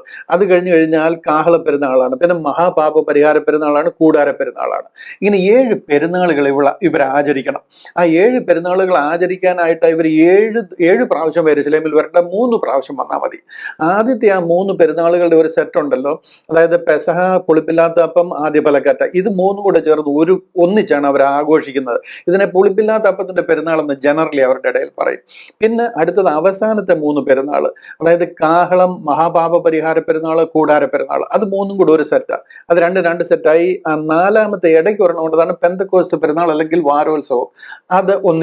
അത് തനിയായിട്ട്, അതായത് ആദ്യത്തെ ഒരു സെറ്റ്, പിന്നെ പെന്തക്കോസ്ത് പെരുന്നാൾ, പിന്നെ അവസാനത്തെ ഒരു സെറ്റ്. ഇങ്ങനെ 3 പ്രാവശ്യമായിട്ട് ഇവർ യെരുശലേമിൽ വരണം. ഇസ്രായേലിൽ നിന്ന് ചിതറിപ്പോയിരിക്കുന്ന എല്ലാ യഹൂദനും അവരെവിടെ ചിതറിപ്പോയി? അവർ ഉലകം മുഴുവനും ചിതറിപ്പോയിരിക്കുക. അന്നും ചിതറിപ്പോയിരിക്കുക, ഇന്നും ചിതറിപ്പോയിരിക്കുക. ഇന്നും ഇസ്രായേലിൽ നോക്കിക്കഴിഞ്ഞാൽ 35% യഹൂദന്മാരെ ഇസ്രായേലിലുള്ളൂ. ബാക്കി മുഴുവനും ഉലകം മുഴുവൻ, അമേരിക്ക മുതൽ അങ്ങ് ന്യൂസിലാൻഡ് വരെ ചിതറിപ്പോയിരിക്കുക. അവർ ഇന്നും ഇന്നലെ ചിതറിയതല്ല. BC 700-ൽ അവരെ അസീറിയൻ പ്രവാസത്തിൽ ഷൽമാനസർ പിടിച്ചുകൊണ്ട് പോയ കാലം മുതലേ അവർ ചിതറിപ്പോയിരിക്കുക. അല്ലാതെ AD 70-ലൊന്നും അല്ല അവർ ചിതറിയത്. ഞാൻ പലപ്പോഴും നിങ്ങളെ കാണിക്കാറുണ്ട്. ഒരു പടം ഞാൻ ഈ പിക്ചർ ഒന്ന് കാണിച്ചോട്ടെ. ഇതാണ് ഇതാണ് ഉലകത്തിന്റെ അന്നത്തെ അറിയപ്പെടുന്ന ലോകത്തിന്റെ ഒരു ചെറിയൊരു മാപ്പ്. ഇതാണ് യെരുശലേം എന്ന് പറയുന്നത്. ഇവര് ഈ കാണുന്ന സ്ഥലം മുഴുവനും ചിതറിപ്പോയിരിക്കും. ഇവിടെ മുഴുവനും ചിതറിപ്പോയിരിക്കുക. സിറിയയിലും കപ്പദോക്കിയയിലും ഗലാത്തിയയിലും ബിദുന്യയിലും ആസിയയിലും, മനസ്സിലായോ, ലൈസിയ എന്നൊക്കെ പറയുന്ന കൊലോസിയ, ഫ്രിങ്കിയ, ഇതുപോലെ തന്നെ ഈ ഭാഗങ്ങൾ മുഴുവനും മാസിഡോണിയ, മക്കദോനിയ, കപ്പദോക്കിയ ഇവിടെയാണ്, സോറി, മാസിഡോണിയ, അഖായ, കണ്ടില്ലേ, ഇറ്റലി, ഇവിടെ മുഴുവൻ നോക്കിക്കഴിഞ്ഞാൽ ആഫ്രിക്കൻ ഭൂഖണ്ഡം, ഈജിപ്തില്, അതുപോലെ തന്നെ സൈറീന്, കുപ്രോസ്, ക്രേത്ത, ഇത് മുഴുവനും ഇവർ ചിതറിപ്പോയിരിക്കുക. യെരുശലേമിൽ മാത്രമല്ല ഇവർ നിൽക്കുന്നത്. ഏകദേശം ഒരു 30% ഇസ്രായേലിലുള്ളൂ. ബാക്കി മുഴുവൻ ഉലകം മുഴുവൻ ചിതറിപ്പോയിരിക്കുക. അവരങ്ങ് പോയ കൈയോടെ അവരങ്ങ് പൊക്കോട്ടെന്നല്ല, അവരെല്ലാവരും വർഷത്തിൽ 3 പ്രാവശ്യം യെരുശലേമിൽ തിരിച്ചു വരണം. അവരെല്ലാം അബ്രഹാമിന്റെ സന്തതിയാണ്. അതിനുവേണ്ടി ദൈവം കൊടുത്തിരിക്കുന്ന 7 പെരുന്നാൾ, ആ ഓരോ പെരുന്നാളും ആഘോഷിക്കാനായിട്ട് അവർ യെരുശലേമിൽ വരണം. ആ ഓരോ പ്രാവശ്യം വരുമ്പോഴും അവർക്ക് കൊടുത്തിരിക്കുന്ന അനുഭവങ്ങളിൽ നിന്നും അവരുടെ ആദ്യ ഫലത്തിൽ നിന്നും ഒക്കെ ആ ദൈവത്തിനുള്ള നന്മ കൊടുക്കാനുള്ള നന്മകളും കൊണ്ടാണ് അവർ യെരുശലേമിലേക്ക് വരേണ്ടത്. അതും വരുന്നത് ഫ്ലൈറ്റിനൊന്നുമല്ല. അന്ന് ഫ്ലൈറ്റ് ഒന്നുമില്ല, അന്ന് ട്രെയിൻ ഇല്ല, അന്ന് ലോറിയോ കാറോ ബസ്സോ ഒന്നുമില്ല. എല്ലാം വരുന്നത് കഴുതപ്പുറത്തും കുതിരപ്പുറത്തും ബോട്ടിനും നടന്നും ഒക്കെ ആഴ്ചകൾ നടന്നൊക്കെയാണ് യെരുശലേമിൽ എത്തുന്നത്. ഈ ഉലകത്തിന്റെ എല്ലാ ഭാഗത്തു നിന്നും അവർ എത്തേണ്ടതാണ്. അവരിവിടെ വർഷത്തിൽ 3 പ്രാവശ്യം എത്തിയിരിക്കണം എന്നുള്ള ദൈവിക കൽപ്പന. ഷോ ആവർത്തന പുസ്തകം 16-ാം അധ്യായത്തിന്റെ ഒരു വാക്യം ഞാൻ പെട്ടെന്ന് കാണിക്കുക. ആവർത്തന പുസ്തകം 16-ാം അധ്യായം അതിന്റെ 16-ാം വാക്യം. ആവർത്തനം 16:16. ഈ വാക്യം നിങ്ങളൊന്ന് കണ്ടേ. ഇവിടെ പറഞ്ഞു കണ്ടില്ലയോ, നിന്റെ ദൈവമായ യഹോവ തെരഞ്ഞെടുക്കുന്ന സ്ഥലത്ത് നിന്റെ ആണുങ്ങളൊക്കെയും, അതായത് 20 വയസ്സിന് മേപ്പോട്ടുള്ള ആണുങ്ങളെല്ലാം പുളിപ്പില്ലാത്ത അപ്പത്തിന്റെ പെരുന്നാളിലും, ഇതാ ഞാൻ പറഞ്ഞ ആദ്യത്തെ 3 സെറ്റിനെ അവർ ജനറലി പുളിപ്പില്ലാത്ത അപ്പം എന്നാ പറയുന്നത്. കാര്യം ഇത് തലേ ദിവസവും പിറ്റേ ദിവസവുമായിട്ട് ഈ 3 പെരുന്നാളും വരും. പെസഹ പുളിപ്പില്ലാത്ത അപ്പം, ആദ്യ ഫലക്കറ്റ, ഇത് 3ഉം കൂടെ അടുത്തടുത്ത് വരുന്ന ദിവസങ്ങളാണ്. ജനറലി അവരുടെ ഇടയിൽ പുളിപ്പില്ലാത്ത അപ്പത്തിന്റെ പെരുന്നാൾ എന്ന് മാത്രമേ പറയത്തുള്ളൂ. അടുത്തതുണ്ടോ വാരോത്സവം, ഇതാണ് പെന്തക്കോസ്ത് പെരുന്നാൾ. ഇത് 3 മാസം കഴിഞ്ഞിട്ട് വരുന്നതാണ്. അതിനുശേഷം കണ്ടില്ല കൂടാര പെരുന്നാൾ. ഈ കൂടാര പെരുന്നാൾ എന്ന് പറയുന്നത് കാഹള പെരുന്നാളും മഹാപാപ പരിഹാര പെരുന്നാളും കൂടാര പെരുന്നാളും കൂടെ ചേരുന്നതാണ്. പക്ഷെ അവർ കൂടാര പെരുന്നാൾ എന്നാണ് അതിന് 3ഉം കൂടെ ചേർത്ത് പറയുന്നത്. ഇങ്ങനെ സംവത്സരത്തിൽ 3 പ്രാവശ്യം അവന്റെ സന്നിധിയിൽ വരയണം. എന്നാൽ യഹോവയുടെ സന്നിധിയിൽ വെറും കൈയായി വരരുത്. ഇതിന്റെയൊക്കെ ഡീറ്റെയിൽ ഞാൻ ഒത്തിരി എപ്പിസോഡുകൾ ചെയ്തിട്ടുള്ളതുകൊണ്ട് നമുക്ക് നമ്മുടെ സൈറ്റിൽ ഇതൊക്കെ അവൈലബിൾ ആയതുകൊണ്ട് 7 പെരുന്നാളുകൾ എന്ന് പറഞ്ഞതിന്റെ ഡീറ്റെയിൽ മുഴുവൻ ചെയ്തിട്ടുണ്ട്. അത് കാരണം അതിന്റെ കൂടുതൽ ഡീറ്റെയിൽസ് നിങ്ങൾക്ക് അവിടെ നോക്കിക്കഴിഞ്ഞാൽ കാണുവാനായിട്ട് കഴിയും. ഇവർ ഉലകം മുഴുവൻ ചിതറിപ്പോയിരിക്കുന്നവര് അവരുടെ എല്ലാം വാഗ്ദത്തം, അവരുടെ പിതാക്കന്മാരോട് വാഗ്ദത്തം ചെയ്തിരിക്കുന്ന, അവർ തെറ്റിപ്പോയത് കാരണം ദൈവം അവരെ ഓടിച്ചു വിട്ടെന്നുള്ളത് ശരിയാണ്. എന്തിനാ അതേ ഓടിച്ചെത്തേണ്ട? ഇതിന്റെ തന്നെ വാക്യത്തിന്റെ ഒരു വാക്യം കാണിക്കാം. ആവർത്തന പുസ്തകത്തിന്റെ 28-ാം അധ്യായത്തിന്റെ 64-ാമത്തെ വാക്യം ഞാൻ കാണിക്കാം. അവർ ദൈവിക കൽപ്പന ലംഘിച്ചതുകൊണ്ട് ദൈവം ഓടിച്ചു വിട്ടേക്കുക. 64-ാമത്തെ വാക്യം കണ്ടില്ലയോ? അവിടെ പറയുകയാണ്, യഹോവ നിന്നെ ഭൂമിയുടെ ഒരറ്റം മുതൽ മറ്റേ അറ്റം വരെ സർവ്വജാതികളുടെ ഇടയിൽ ചിതറിക്കും. ഇങ്ങനെ ചിതറിച്ചിരിക്കുക. അവിടെ നീയും നിന്റെ പിതാക്കന്മാരും അറിഞ്ഞിട്ടില്ലാത്തവയായി മരവും കല്ലും കൊണ്ടുള്ള അന്യ ദൈവങ്ങളെ നീ സേവിക്കും. ഇതിന് തുടർന്നൊന്ന് വായിക്കണം, എന്നിട്ട് നിങ്ങൾക്ക് ഇത് മനസ്സിലാകും. ഈ ആവർത്തന പുസ്തകം 28-ാം അധ്യായം മുഴുവനും അവരെ 15-ാമത്തെ വാക്യം വരെ അവരെ അനുഗ്രഹിക്കും എന്ന് പറയാം. ദൈവിക കൽപ്പനയും പ്രമാണവും അനുസരിച്ച് നിന്നാൽ. ബൈ ചാൻസ് നിങ്ങൾ അനുസരിക്കാതെ പോയിട്ടുണ്ടെങ്കിൽ 15-ാമത്തെ വാക്യം മുതൽ അങ്ങ് അവസാനം വരെ 1068 വാക്യങ്ങളുണ്ട്. അത് മുഴുവനും ശാപമാണ്. ആ ശാപത്തിന് പ്രകാരം 64-ാമത്തെ വാക്യം ഞാൻ ഈ വായിച്ച് കേൾപ്പിക്കുന്നത്. അതായത് അവിടെ പറയുകയാണ്, നിന്നെ ഞാൻ ഈ ഉലകത്തിന്റെ ഇങ്ങേ അറ്റം മുതൽ അങ്ങേ അറ്റം വരെ ഓടിക്കും, ചിതറിക്കും. അങ്ങനെ അവർ ചിതറിപ്പോയിരിക്കുന്ന അമേരിക്ക മുതൽ ഓസ്ട്രേലിയ, ന്യൂസിലാൻഡ് വരെ ചിതറിക്കിടക്കുക. ഇസ്രായേലിൽ 30-35% അന്ന് മാത്രമേ ഉള്ളൂ, ഇന്ന് മാത്രമേ ഉള്ളൂ. ഇവരെ എല്ലാം പോയി സുവിശേഷം അറിയിക്കണം. കാര്യം അബ്രഹാമിന്റെ സന്തതികൾ അവർ ചിതറിപ്പോയി എന്നുള്ളത് ശരിയാ. പക്ഷേ ഇസ്രായേലിൽ കിടക്കുന്നവർക്ക് മാത്രം ഒരു പ്രത്യേകതയില്ല. അതുപോലെ തന്നെയാ ചിതറിപ്പോയേക്കുന്നവർക്കും എല്ലാവർക്കും ഈ അനുഗ്രഹം ലഭിക്കണം. ആ പദ്ധതിയായി ഇവിടെ പറയുന്നത്. അവരോട് പിതാക്കന്മാരുടെ കാലം മുതലേ വാഗ്ദത്തം ചെയ്തിരിക്കുന്നതാണ്, പരിശുദ്ധ നിങ്ങളുടെ ഉള്ളിൽ ഞാൻ അയക്കും, നിങ്ങളുടെ മേൽ നിങ്ങൾ അഭിഷേകം പ്രാപിക്കും. നമുക്കറിയാം ഇവിടെ യെശയ്യാ പ്രവചനവും യോവേൽ പ്രവാചകനെയൊക്കെ നോക്കിക്കഴിഞ്ഞാൽ നമുക്ക് കാണാം. അവരെല്ലാം പറഞ്ഞിരിക്കുന്ന, യോവേൽ പ്രവാചകൻ പറഞ്ഞിരിക്കുന്ന, അന്ത്യകാലത്ത് ഞാൻ സകല ജഡത്തിനും മേലും എൻ്റെ ആത്മാവിനെ പകരും. യെശയ്യാ പ്രവാചകൻ പറഞ്ഞിരിക്കുന്ന ഒരു വാക്യം കേൾക്കാം. ഇതെല്ലാം ഇവരോട് പ്രോമിസ് ചെയ്തിരിക്കുന്നത് പെന്തക്കോസ്ത് നാളിൽ നടക്കുക. യെശയ്യാ പ്രവാചകൻ പറഞ്ഞിരിക്കുന്ന 44-ാമത്തെ അധ്യായം, ഐസയ്യാ 44 അതിന്റെ 3-ാമത്തെ വാക്യം ഒന്ന് കാണിക്കുക. അവിടെ കണ്ടില്ലയോ? ഐസയ്യാ 44:3 അവിടെ പറയുന്നുണ്ടോ, ദാഹിച്ചിരിക്കുന്നിടത്ത് ഞാൻ വെള്ളവും വരണ്ട നിലത്ത് നീരൊഴുക്കുകളും പകരും. നിന്റെ സന്തതിമേൽ, കണ്ടില്ലേ? അതൊന്ന് ശ്രദ്ധിച്ച് കാണണം നിങ്ങളെ. നിന്റെ സന്തതിമേൽ എൻ്റെ ആത്മാവിനെയും നിന്റെ സന്താനത്തിന്മേൽ എൻ്റെ അനുഗ്രഹത്തെയും പകരും. ഇത് ഇത് ഇന്നും ഇന്നലെയും പറഞ്ഞതല്ല, ഇത് നടക്കുന്നതിന് 800 വർഷം മുമ്പ് യെശയ്യാ പ്രവാചകൻ പറഞ്ഞു, നിന്റെ സന്തതി മേൽ എൻ്റെ ആത്മാവിനെ ഞാൻ പകരും, നിന്റെ സന്താനത്തിന്മേൽ എൻ്റെ അനുഗ്രഹത്തെ ഞാൻ പകരും. ഈ അനുഗ്രഹവും ഇതുപോലും നിറയെ പ്രവചനങ്ങൾ പറഞ്ഞിരിക്കുക. ഇത് തന്നെ ആ കർത്താവ് സ്വർഗാരോഹണം ചെയ്തതിന് മുമ്പായിട്ട് അവരോട് പറഞ്ഞിട്ട് പോവുകയാണ്, പരിശുദ്ധ ആത്മാവിനെ ഞാൻ അയക്കും. പിതാവിനോട് ചോദിച്ച് ഞാൻ കാര്യസ്ഥനെ നിങ്ങളുടെ ഇടയിൽ അയക്കും, ആ പരിശുദ്ധാത്മാവ് നിങ്ങളുടെ മേൽ വരും. ഇവിടെ അപ്പോസ്തലപ്രവൃത്തികൾ 1-ാം അധ്യായം നോക്കിക്കഴിഞ്ഞു കഴിഞ്ഞാൽ ഈ മത്തായി, മർക്കോസ്, ലൂക്കോസ് കഴിഞ്ഞ് കർത്താവിന്റെ മരണ പുനരുദ്ധാനത്തിന് ശേഷം കർത്താവ് അവർക്ക് പ്രത്യക്ഷനായിട്ട് അപ്പോസ്തലപ്രവൃത്തികൾ 1-ാം അധ്യായത്തിൽ പറഞ്ഞ അവിടുത്തെ ആ ഒരു മഹോൾ ശ്രദ്ധിച്ച് അവിടെ പറയുന്നത് കണ്ടില്ലയോ? അവിടെ പറയുകയാണ്, യോഹന്നാൻ വെള്ളം കൊണ്ട് നിങ്ങളെ സ്നാനം കഴിപ്പിച്ചു, നിങ്ങൾക്കോ ഇനി ഏറെ നാൾ കഴിയുമ്പോൾ പരിശുദ്ധ ആത്മാവ് കൊണ്ട് സ്നാനം ലഭിക്കും. കർത്താവ് പറയുക, കർത്താവായ യേശു ക്രിസ്തു അവർക്ക് പ്രോമിസ് കൊടുക്കുക. ഈ പ്രോമിസ് അവിടെ നിറവേറുന്നത് അടുത്ത ദിവസം പെന്തക്കോസ്ത് നാളിൽ അവിടെ നിറവേറുന്നത്. ഇതിന്റെ 8-ാമത്തെ വാക്യം കൊണ്ട് എന്തിനാ കൊടുക്കുന്നതെന്ന് ചോദിച്ചു കഴിഞ്ഞാൽ ഇത് കണ്ടോ, എന്നാൽ പരിശുദ്ധാത്മാവ് നിങ്ങളുടെ മേൽ വരുമ്പോൾ നിങ്ങൾ ശക്തി ലഭിച്ചിട്ട് യെരുശലേമിലും യഹൂദിയിൽ എല്ലായിടത്തും ശമരിയിലും ഭൂമിയുടെ അറ്റത്തോളം എൻ്റെ സാക്ഷികളാകും. ആരുടെ അടുക്കല ഇവര് സാക്ഷികളാകുന്ന കാര്യം പറയുന്നത്? അവിടെ എല്ലാം യേശു ക്രിസ്തുവിന്റെ സാക്ഷ്യവുമായിട്ട് ഇവർ പോകണം. അതിനു വേണ്ടിയിട്ട് കർത്താവ് അവരുടെ ഇടയിൽ അവരെ ഏൽപ്പിക്കുന്ന ഒരു ഡ്യൂട്ടിയാണ്. അതാ ഒരു മഹാനിയോഗം അല്ലെങ്കിൽ ഗ്രേറ്റ് കമ്മീഷൻ എന്ന് പറയുന്നത്. ആരോട് പോയി പറയാനാ?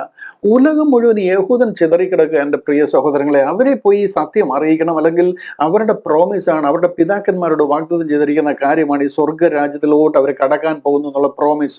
അന്ന് നിങ്ങൾക്ക് ആ പ്രോമിസ് ഇല്ല, എനിക്കോ നിങ്ങൾക്കോ ഇതിനോട് അടുക്കാൻ പറ്റത്തില്ല. അക്കാലത്ത് നിങ്ങൾ ക്രിസ്തുവിനെ കൂടാതെയുള്ളവരും ഇസ്രായേൽ പൗരതയോട് സംബന്ധമില്ലാത്തവരും വാഗ്ദത്തത്തിന്റെ നിയമങ്ങൾക്ക് അന്യരും പ്രത്യാശയില്ലാത്തവരുമാണ്, ലോകത്തിൽ ദൈവമില്ലാത്തവരാണ്. നമ്മൾ ആശയരായ അർത്തമീസിനെ ബാൽ വിഗ്രഹങ്ങളും ഒക്കെ ആരാധിച്ച് നാം ദൈവത്തിൽ നിന്ന് അകന്നുപോയ ജാതീയ ജനങ്ങളാണ്. നമ്മുടെ അടുത്ത് പോകരുതെന്ന് കർത്താവ് മത്തായിൽ പറഞ്ഞിരിക്കുക. നമ്മളോട് ഈ സുവിശേഷം അറിയിക്കേണ്ട വിഷയമല്ല. ജാതികളുടെ അടുക്കൽ പോകരുത്, ശമര്യരുടെ പട്ടണത്തിൽ കടക്കരുത്. എന്നാൽ ഇസ്രായേൽ ഗൃഹത്തിലെ കാണാതെ പോയ ആടുകളുടെ അരികിലേക്ക് അല്ലാതെ അയച്ചിട്ടില്ല. കർത്താവ് വന്നത് നമ്മളെ രക്ഷിച്ചു എന്ന് പറയുന്നത് ശരിയാണ്, പക്ഷെ അതിന്റെ റൂട്ട് വേറെയാണ്.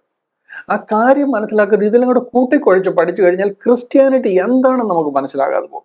ഇന്ന് തന്നെ 99% ക്രിസ്ത്യൻസ് വിചാരിച്ചിരിക്കുന്നത് ഈ പെന്തക്കോസ്ത് നാളിൽ ക്രിസ്ത്യാനിറ്റി ആരംഭിച്ചു എന്നോ. ഏറ്റവും വലിയ ബ്ലണ്ടർ ഇന്ന് ലോകം കണ്ടിട്ടുള്ള ഒരു വലിയ ബ്ലണ്ടറാണ്.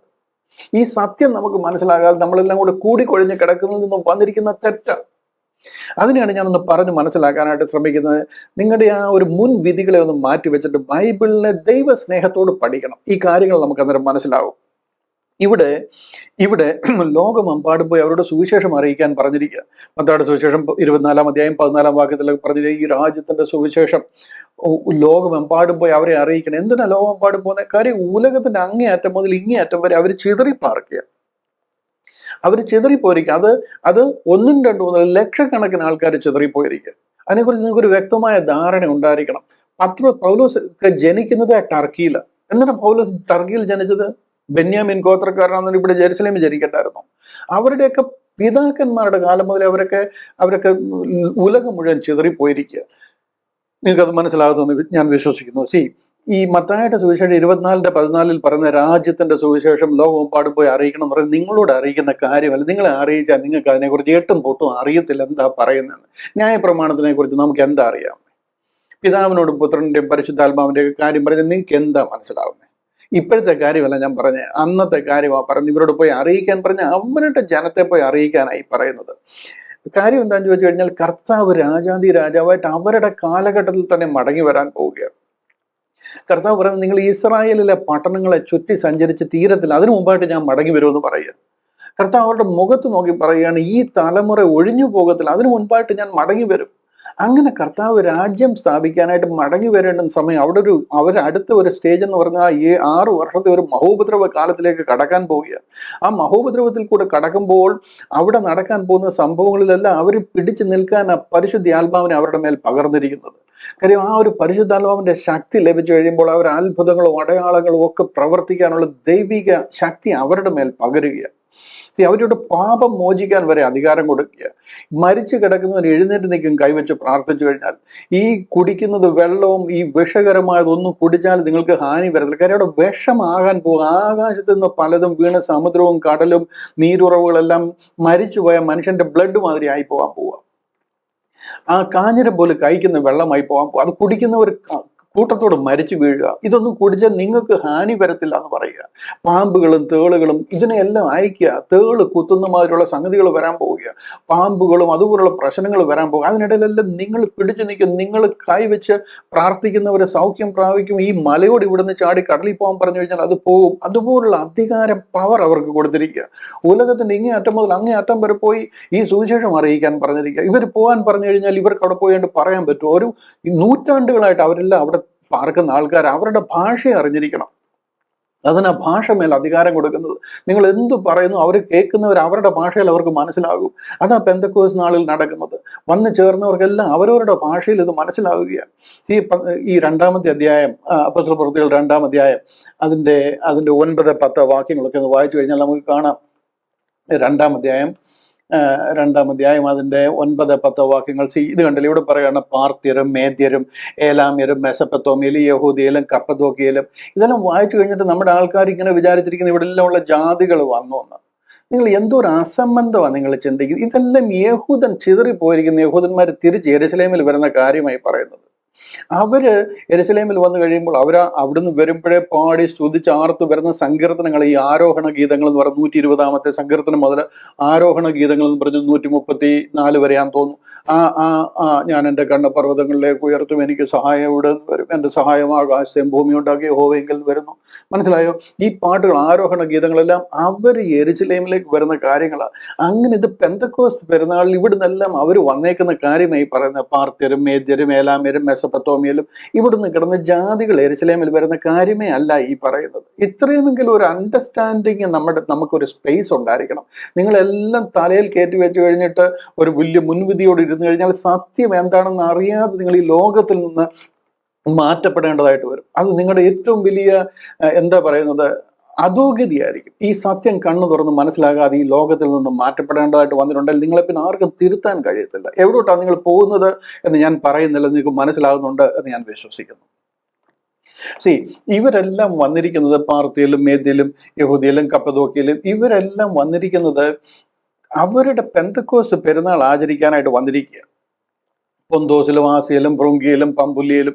ഇവിടെ ഒറ്റ ശാസ്ത്രത്തിന് 15 രാജ്യത്തിന്റെ പേര് പറഞ്ഞിട്ടുണ്ട്. അതിന്റെ അർത്ഥം 15 രാജ്യക്കാര് ഇവിടെ എത്തിയെന്നല്ല. ഉലകം മുഴുവൻ ചിതറിക്കിടക്കുക. എല്ലാ രാജ്യത്തിന്റെയും 150 രാജ്യത്തിന്റെ പേര് എഴുതാൻ പറ്റത്തില്ല. അതുകൊണ്ട് 15 രാജ്യത്തിന്റെ പേരൊന്ന് പറഞ്ഞു എന്നുള്ളതേ ഉള്ളൂ. അപ്പോഴത്തേന് മനസ്സിലാക്കിയിരിക്കുന്ന 15 രാജ്യത്തിലുള്ള ജാതികളെല്ലാം ഇവിടെ വന്നു. ഇവിടെ ഒന്നും ഒരു ജാതിയെന്നും വന്നിട്ടില്ല. ഒരു ജാതി നിങ്ങൾക്കറിയാം, ശബരിമല മകരവിളക്കിൽ തന്നെ അവിടെ വരുന്നത് മുഴുവൻ മുസ്ലിംസ് ആണോ? മകരവിളക്കിന് ശബരിമലയിൽ അവിടെ മകരവിളക്ക് കാണാൻ വരുന്നത്, ആ ദർശനത്തിനെത്തുന്ന മുസ്ലിങ്ങളാ? സൗദി അറേബ്യയിലെ ഹജ്ജ് പെരുന്നാളിനും മക്കയില് പോകുന്നത് മുഴുവൻ ക്രിസ്ത്യാനികളാ? നിങ്ങൾക്ക് കാണാമല്ലോ, അവരിങ്ങനെ ആയിരക്കണക്കിന് ലക്ഷക്കണക്കിന് ആൾക്കാർ നിന്ന് തിരിയുന്നത്, വെള്ളയും ഒക്കെ എടുത്ത് തലയൊക്കെ മുട്ടയടിച്ച് ഹജ്ജ് പെരുന്നാളിൽ പോയിരിക്കുന്ന ഹാജിമാര്, അത് മുഴുവൻ ക്രിസ്ത്യാനികളാണെന്നാ നിങ്ങളുടെ വിചാരം? അത് സിമിലർ. അതുപോലെ യെരുശലേമിൽ ഉലകത്തിന്റെ നാനാഭാഗത്തു നിന്നും യഹൂദന്മാരെത്തിയിരിക്കുക. അവരുടെ പെന്തക്കോസ്ത് പെരുന്നാളാ, വാരോത്സവ പെരുന്നാളാ.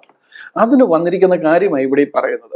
അവർ വന്നു കഴിഞ്ഞപ്പോഴത്തേന് അവരുടെ ഇടയിൽ നിന്നിട്ട് അവരോട് പത്രോസ് അപ്പോസ്തലൻ അവർ പറയും, ഇവർ അന്യഭാഷ പറയുന്നു കഴിയുമ്പോഴത്തേന് അവരുടെ ഇടയിൽ നടക്കുന്ന സംഭവം കാണുമ്പോഴത്തേന് ഇവർ അന്തം വിട്ടു നിന്നിട്ട് അവർ ചോദിക്കുക, ഇവരൊക്കെ കള്ളു കുടിച്ചവരാണോ, ഇതെന്താ നടക്കുന്നതെന്ന് അറിയാൻ വയ്യാതെ നിൽക്കുമ്പോൾ പത്രോസ് അപ്പോസ്തലൻ ധൈര്യത്തോടെ അവരുടെ മധ്യത്തിൽ എഴുന്നേറ്റ് പറയുക, ഇതൊന്നും കള്ളു കുടിച്ചിട്ട് നടക്കുന്ന കാര്യമല്ല, ഇതൊന്നും വീഞ്ഞു കുടിച്ച് മത്തരായവരല്ല, ഇത് പരിശുദ്ധ ആത്മാവിന്റെ അഭിഷേകം നമ്മുടെ പിതാക്കന്മാരോട് പറഞ്ഞിരിക്കുന്നത് യോവേൽ പ്രവാചകനിൽ കൂടെ, മറ്റു പ്രവാചകന്മാരിൽ കൂടെ, ശാമുവേൽ ആദിയായ മറ്റു പ്രവാചകന്മാരിലൂടെ അറിയിച്ചിരിക്കുന്ന ദൈവിക വാഗ്ദത്തം നമ്മുടെ ഇടയിൽ നിറവേറിയിരിക്കുക. കർത്താവായ യേശു ക്രിസ്തു അവർക്ക് പ്രോമിസ് ചെയ്തിരിക്കുക, നിങ്ങളെ ഞാൻ അനാഥരായി വിടുകയില്ല, ഞാൻ പിതാവിനോട് ചോദിച്ച കാര്യസ്ഥനെ നിങ്ങളുടെ ഇടയിൽ അയക്കും, നിങ്ങൾ യെരുശലേമിൽ നിന്ന് വാങ്ങിപ്പോകരുത്, നിങ്ങൾ പ്രാർത്ഥിച്ചു ഉപവസിച്ചു അവിടെ ഇരിക്കുക. യെരുശലേമിൽ നിങ്ങൾ ശക്തി ലഭിച്ചിട്ട്, പരിശുദ്ധ ആത്മാവ് നിങ്ങളുടെ മേൽ വരുമ്പോൾ നിങ്ങൾ ശക്തി ലഭിച്ചിട്ട് യെരുശലേമിലും യഹൂദിയിലും എല്ലായിടും ശമരിയയിലും പിന്നെ ലോകത്തിന്റെ അറ്റത്തോളം പോയി എൻ്റെ സാക്ഷികളാവും. ഈ സംഭവമായി ഇവിടെ നടക്കുന്നത്. ഇതിലൊന്നും ഒരു ജാതിയെ മരുന്നിനെടുക്കാൻ പോലും അവിടെ കിട്ടത്തില്ല. ഇതൊന്നും ജാതികളുടെ ഇടയിൽ നടന്ന കാര്യങ്ങളുമല്ല. അന്ന് നടന്നതെല്ലാം നമ്മുടെ ഇടയിൽ നടന്ന വിഷയങ്ങളാണെന്ന് പറഞ്ഞിട്ട് നമ്മളിതൊന്നും കയറി ഏറ്റെടുക്കാൻ പറ്റത്തില്ല. അന്ന് അവിടെ സംഭവിക്കുന്നത്, പത്രോസ് അപ്പോസ്തലൻ അവരുടെ മധ്യത്തിൽ നിന്ന് പ്രസംഗിക്കുമ്പോൾ അവരുടെ ഹൃദയത്തിൽ ഇത് കേട്ടിട്ട് അവരുടെ ഹൃദയത്തിൽ കുത്തുകൊണ്ടു. എന്താ കാര്യം? അവരോട് പറയാൻ, നിങ്ങൾ നമ്മുടെ മശിഹായെ നമ്മൾ തല തല്ലി പ്രാർത്ഥിച്ചുകൊണ്ടിരുന്ന, വർഷങ്ങളായിട്ട് നൂറ്റാണ്ടുകളായിട്ട് പ്രാർത്ഥിച്ചുകൊണ്ടിരുന്ന മശിഹായെ നിങ്ങൾ അറിയാതെ കൊന്നു കളഞ്ഞിരിക്കുക. നിങ്ങൾ അവന്റെ കൊലപാതകന്മാരായി തീർന്നിരിക്കുക. അത് കേട്ടിട്ട് അവരുടെ ഹൃദയത്തിൽ കുത്തുകൊണ്ടിട്ട് അവർ ചോദിക്കുക, പത്രോസിനോട് ശേഷം അപ്പോസ്തലന്മാരോട്, സഹോദരന്മാരായ പുരുഷന്മാരെ, സഹോദരന്മാരായ പുരുഷന്മാരെ. ഈ ഒരു അധ്യായത്തിൽ 4 പറയുന്നുണ്ട്, സഹോദരന്മാരായ പുരുഷന്മാരെ, ഇസ്രായേൽ പുരുഷന്മാരെ, ഗലീല പുരുഷന്മാരെ. ഇതൊന്നും ജാതികളല്ല, അതെല്ലാം യഹൂദന്മാരും വന്നു ചേർന്നിരിക്കുന്ന യഹൂദന്മാരെ. പെട്ടുപഴിച്ച് അതിനിടയിൽ അങ്ങനെ ഒരു ജാതിയൻ ഉണ്ടെന്നുണ്ട്, 1,00,000 പേരെ എടുത്തു കഴിഞ്ഞാൽ ചിലപ്പോൾ ഒരാൾ വല്ലതും പെട്ടുപഴിച്ച് വന്നിട്ടുണ്ടായിരിക്കും. ചവിട്ടുകൊണ്ട് ചത്തുപോകത്തേ ഉള്ളതിനിടയിൽ നിന്ന് കഴിഞ്ഞാൽ. ഇത് യഹൂദന്മാരുടെ പെരുന്നാൾ നടക്കുക. ഇവിടെ ഒന്നും ഒരു ജാതീയ സഭയും ഇവിടെ ആരംഭിച്ചിട്ടില്ല. ഇവിടെ ഒരു ക്രിസ്തീയ മാർഗവും ഇവിടെ ആരംഭിച്ചിട്ടില്ല. ഇത് യഹൂദന്മാരുടെ പെരുന്നാളാണ്. 37 അതിന്റെ 38 വാക്യത്തിൽ അവരോട് പറയുക. ഓഫ് കോഴ്സ് ഇത് ഇവരുടെ അലംഘനീയമായ കൽപ്പനയാണ്, ഇവരുടെ പുതിയ ഉപദേശമാണ്. ഞാൻ നിങ്ങളോട് കൽപ്പിച്ചതൊക്കെയും പ്രമാണിപ്പാൻ തക്കവണ്ണം ഉപദേശിച്ചുകൊണ്ട് സകല ജാതീയ ദേശത്തും പോയി അവരെ ഈ സത്യം അറിയിക്കാൻ കർത്താവ് പറഞ്ഞിരിക്കുക. പുറപ്പെട്ട പിതാവിന്റെയും പുത്രന്റെയും പരിശുദ്ധാത്മാവിന്റെ നാമത്തിൽ സ്നാനം കഴിപ്പിച്ചും. ഓഫ് കോഴ്സ് അവരെ സ്നാനം കഴിപ്പിക്കണം. കാര്യം അവരെല്ലാം തെറ്റി ദൈവത്തിൽ നിന്ന് അകന്നു പോയിരിക്കും. അതുകൊണ്ടാണ് പറയുന്നത്, മാനസാന്തരപ്പെട്ട് മടങ്ങി വരിക. Restore yourself, come back, born again. മടങ്ങി വരാൻ പറയുക. അത് അവരോട് പറയുന്ന ഉപദേശമാണ്. താങ്കളോട് ഒരു മടങ്ങിവരവിന്റെ എന്ത് മടങ്ങിവരവാ താങ്കൾക്കുള്ള? താങ്കൾ എവിടുന്നാ മടങ്ങി വരേണ്ടത്? കുഴിയിൽ ചെളിയിൽ കിടക്കുക. അവിടുന്ന് എങ്ങോട്ടാണ് നിങ്ങൾ മടങ്ങി വരേണ്ടത്? ഇവരതുപോലല്ല. ഇവർ ദൈവജനമാണ്. യഹൂദന്മാർ ഇസ്രായേൽ ജനം. അവര് യഹോവ ദൈവമായി, വിശുദ്ധ ജാതിയായി, അവൻ അവകാശമായ ജനം. എന്നാൽ അവിടുന്ന് അവർ വീണു പോയിരിക്കുക. അതുകൊണ്ട് അവരോട് മടങ്ങി വരാൻ പറ. അതാ മാനസാന്തരം എന്ന് പറയുന്നത്. മനസ്സിനൊരു അന്തരം ഉണ്ടായിട്ട് അവർ മടങ്ങി വരിക. ആ മടങ്ങി വരുന്നതിനെ സ്നാനം കഴിപ്പിച്ച് ക്ലെൻസ് ചെയ്ത് ദൈവസഭയുടെ ഭാഗമായി തീരുക. അതാ പറഞ്ഞ പത്രോസ് അവരോട്, മാനസാന്തരപ്പെട്ട് നിങ്ങളുടെ പാപങ്ങളുടെ മോചനത്തിനായി ഓരോരുത്തരും യേശു ക്രിസ്തുവിന്റെ നാമത്തിൽ. കാരണം നിങ്ങൾ യേശു ക്രിസ്തുവിനെ തിരിച്ചറിയാതെ കൊന്നിരിക്കുക. നിങ്ങൾ ക്രൂശിൽ, ഏറ്റവും നീചമായ ക്രൂശ് മരണം, അത് നമ്മുടെ നമ്മുടെ എന്താ പറയുന്നത്, മഹാപുരോഹിതനും ശാസ്ത്രിമാരും നമ്മുടെ ഏറ്റവും പ്രധാനപ്പെട്ട ആൾക്കാരെല്ലാം കൂടെ ചേർന്നിട്ടാണ് കർത്താവിന്റെ ആ മരണം ഉറപ്പാക്കിയിരിക്കുന്നത്. അതിനു വേണ്ടിയിട്ട് പീലാത്തോസ് കൈ കഴുകിയ വിഷയം അവർ പറഞ്ഞ് ഉറപ്പാക്കിയിരിക്കുക. അത്ര വലിയ പാപം ചെയ്തിരിക്കുക. അതുകൊണ്ട് പറയാം, നിങ്ങൾ ഓരോരുത്തരും യേശു ക്രിസ്തുവിന്റെ നാമത്തിൽ സ്നാനമേൽപ്പീൻ, എന്നാൽ പരിശുദ്ധാത്മാവെന്ന ദാനം ലഭിക്കും. ഇതെല്ലാം അവരോട് പറഞ്ഞ കാര്യമാണ്. Hallelujah, hallelujah. ഇതാണ് അവരുടെ സ്നാനം എന്ന് പറയുന്നത്. ഇത് അവർക്ക് കൊടുത്തിരിക്കുന്ന സ്നാനമാണ്. ഇത് ക്രിസ്ത്യാനിറ്റിയുമായിട്ട് കുലബന്ധം പോലും ഉള്ള കാര്യമല്ല. പെന്തക്കോസ്ത് നിങ്ങളുമായിട്ട് എന്ത് കണക്ഷനാണ്, എന്ത് ബന്ധമാണ് നമുക്ക് അവകാശം പറയാൻ പറ്റുന്നത്? ഇത് അവരുടെ സ്നാനം. ഇതിലൊരു ജാതീയനുമില്ല, ഒരു ക്രിസ്തീയ സഭയും കൂടെ ആരംഭിച്ചിട്ടില്ല. 3000 പേര് സഭയോട് ചേർന്നു എന്നുള്ളത് ശരിയാ. അവരാണ് 3000 പേര് ചേർന്നത്. 3000 souls added unto the church. Already ഉണ്ടായിരുന്ന ആ സഭയോട് 3000 പേര് ചേരുക, അല്ലാതെ അവിടെ 3000 പേര് ചേർന്ന് ഒരു പുതിയ സഭ ആരംഭിച്ചു എന്നല്ല പറയുന്നത്. Added unto church. ഇതിന്റെ 41 വാക്യം കണ്ടില്ല? സ്നാനമേറ്റ്, അവന്റെ വാക്ക് കൈക്കൊണ്ട് ഒരു സ്നാനമേറ്റു. അന്ന് 3000ഓളം പേർ അവരോട് ചേർന്നു. Then they that gladly received his word were baptized, and the same day there were added unto them about 3000 souls. അവരോട് 3000 പേര് ചേരുക. അത് ചെറിയ കൂട്ടം, ലിറ്റിൽ ഫ്ലോക്സ് എന്ന് പറയുന്ന ആ ഒരു സഭയോട് അവർ ചേരുന്ന കാര്യമാണ് പറയുന്നത്. അല്ല ക്രിസ്തീയ മാർഗം ആരംഭിക്കുന്ന കാര്യമല്ല പറയുന്നത്. ഇവിടെ അവർ പ്രസംഗിച്ചിരുന്നത് മാനസാന്തരമാണ്, ജലസ്നാനമാണ്, പരിശുദ്ധാത്മാവിന്റെ അഭിഷേകമാണ്. ബാക്കി കാര്യങ്ങൾ അവിടെ പറയുന്നതെല്ലാം യഹൂദന്മാരുടെ വിഷയമാണ്. ന്യായ പ്രമാണത്തിൽ അധിഷ്ഠിതമായിട്ടുള്ള കാര്യങ്ങളാണ്. അവരുടെ കിങ്ഡം പ്രോമിസ് ചെയ്തിരിക്കുന്ന കിങ്ഡം ഗോസ്പലാണ്. കർത്താവിന്റെ സെക്കൻഡ് കമ്മിങ് അടുത്ത നാളുകളിൽ തന്നെ നടക്കാൻ പോവുകയാണ് അവരുടെ മധ്യത്തിൽ. ഈ കാലഘട്ടത്തിൽ തന്നെ ഈ തലമുറ ഒഴിഞ്ഞു പോകത്തില്ലെന്ന് പറയുക. നിങ്ങൾ ഇസ്രായേലിലെ പട്ടണങ്ങളെ ചുറ്റി സഞ്ചരിക്കുന്നതിന് മുമ്പായിട്ട് ഞാൻ മടങ്ങിയെത്തുമെന്ന് പറയുക. അതുകൊണ്ട് അവരോട് ഒരു ഗ്രേറ്റ് കമ്മീഷൻ, മഹാനിയോഗം, ഉലകത്തിന്റെ അങ്ങേയറ്റം വരെ പോയി സകലരോടും ഈ സുവിശേഷം അറിയിക്കാൻ പറയുന്നത്. അതൊരു വലിയ ടാസ്ക്കാണ് അവർക്ക് കൊടുക്കുന്നത്. അതിനു വേണ്ടിയിട്ടാണ് പരിശുദ്ധാത്മാവിന്റെ ശക്തി അവരുടെ മേൽ പകർന്നിരിക്കുന്നത്. അവർ എന്ത് പറഞ്ഞാലും അതുപോലെ നടക്കും. ഈ ലോകത്തിൽ പാപം വരെ മോചിക്കാൻ അവർക്ക് അധികാരം കൊടുത്തിരിക്കുക. നിങ്ങൾ ഇവിടെ കെട്ടുന്നത് സ്വർഗത്തിലും കെട്ടപ്പെട്ടിരിക്കും, നിങ്ങൾ ഇവിടെ അഴിക്കുന്നത് സ്വർഗത്തിലും അഴിഞ്ഞിരിക്കും. അതാണ് അവർക്ക് കൊടുത്ത അധികാരം, ആ പവർ അവർക്ക് കൊടുത്തിരിക്കുന്നത്. അത് അവരോട് ഉലകം മുഴുവൻ പോയി പറയാൻ പറഞ്ഞിരിക്കുക. അത് ഉലകത്തിൽ ജാതികളുടെ അടുക്കൽ പോയി പറഞ്ഞാൽ അവർക്ക് ഏക്യത പൂക്യത എന്ന് അറിയത്തില്ല. ഇത് അവരോട് പറയുന്ന കാര്യമല്ല, ഇത് അവരുടെ വിളിയുമല്ല. യഹൂദൻ ചിതറിപ്പോയിരിക്കുക. അങ്ങനെ അവരുടെ അടുക്കൽ പോയി ഈ സുവിശേഷം അറിയിക്കാനാ പറയുന്നത്. ഞാൻ ഒരു വാക്യം കൂടെ ഒന്ന് കാണിച്ചോട്ടെ. ഇതിന് 3-ാം അധ്യായം ഒന്ന് കാണിച്ചോട്ടെ. ഈ അപ്പോസ്തല പ്രവൃത്തികളുടെ 3-ാം അധ്യായം 1-ാം വാക്യം കണ്ടില്ലയോ? അവിടെ പറയുന്നുണ്ട്, ഇത് പെന്തക്കോസ്ത് നാൾ കഴിഞ്ഞതിന് ശേഷമുള്ളതാ. അത് ശേഷം പത്രോസും യോഹനാനും 9-ാം മണി നേരം പ്രാർത്ഥനാ സമയത്ത് ദൈവാലയത്തിലേക്ക് ചെല്ലുമ്പോൾ, ഈ 3-ാം അധ്യായം, 2-ാം അധ്യായത്തിലെ പെന്തക്കോസ്, 3-ാം അധ്യായത്തിൽ അവരുടെ മെയിൻ 12 അപ്പോസ്റ്റലന്മാരിൽ തൂണുകൾ എന്നറിയപ്പെടുന്ന 3 പേരാ, പത്രോസും യാക്കോബും യോഹന്നാനും. അതിൽ പത്രോസും യോഹന്നാനും 9-ാം മണി നേരം. എന്താ 9-ാം മണി നേരം? ഇതൊക്കെ എക്സ്പ്ലെയിൻ ചെയ്യേണ്ടത് ഞാൻ പലയിടത്തും പറഞ്ഞിട്ടുണ്ട്. 9-ാം മണി നേരം എന്ന് പറയുന്നത് വൈകിട്ട് 3 മണിയാണ്. നമ്മുടെ രാവിലത്തെ 9 മണിയാണ് 3-ാം മണി നേരം. കാര്യം അവരുടെ സമയം ആരംഭിക്കുന്ന രാവിലെ 6 മണിക്കാണ്. 6 മുതൽ രാവിലെ 9 മണി വരെയാണ് അവരുടെ 1-ാം യാമം, അല്ലെ 3-ാം മണി എന്ന് പറയും. 2-ാം യാമം 12-ാം മണിക്ക്, അവർ 6-ാം മണി എന്നാ പറയും. നമ്മുടെ 12 മണിക്ക്, നമ്മുടെ 3 മണി അവരുടെ 9-ാം മണിയാണ്. ഇതാ 3 മണിയാണ്. ഈ 9-ാം മണി നേരം എന്ന് പറയുന്നത് നമ്മുടെ 3 മണിയാണ്.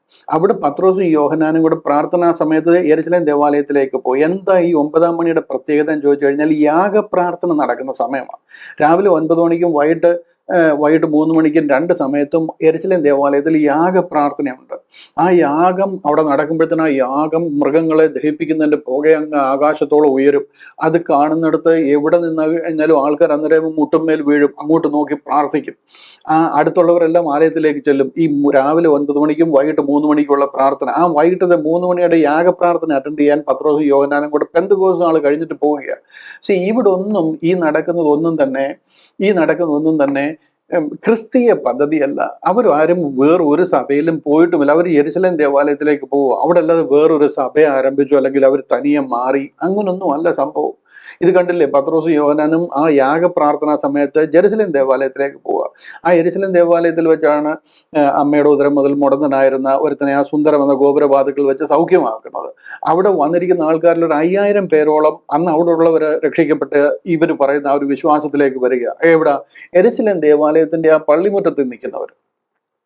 ഇതെല്ലാം അവരുടെ ഇടയിൽ നടക്കുന്ന കാര്യങ്ങൾ. അവിടെ ഒരു ജാതികൾക്ക് എത്തി നോക്കാൻ പോലും പറ്റത്തില്ല. അതാണ് ഇത് ഹോൾ ആൻഡ് സോൾ അവരോട് പറഞ്ഞിരിക്കുന്ന കാര്യങ്ങൾ. ഇത് 3-ാമത്തെ അധ്യായത്തിലെ കാര്യമാണ് ഞാൻ ഈ കാണിച്ചത്. 4, 5, 6, 7, 8, 9, 10-ാമത്തെ അധ്യായത്തിൽ വരുമ്പോഴത്തേന് ഏകദേശം 6 വർഷം കഴിയും. ഈ 10-ാമത്തെ അധ്യായത്തിൽ ഞാൻ ഒരു വാക്യം കൊടുത്ത് കാണിക്കുക. 28-ാമത്തെ വാക്യം കാണിക്കാം. 10-ാമത്തെ അധ്യായത്തിൽ 28-ാമത്തെ വാക്യം കണ്ടോ? ഇവിടെ കർത്താവ് പത്രോസ് അപ്പോസ്തലനെ ഒരു ജാതിയന്റെ വീട്ടിൽ വിടുക.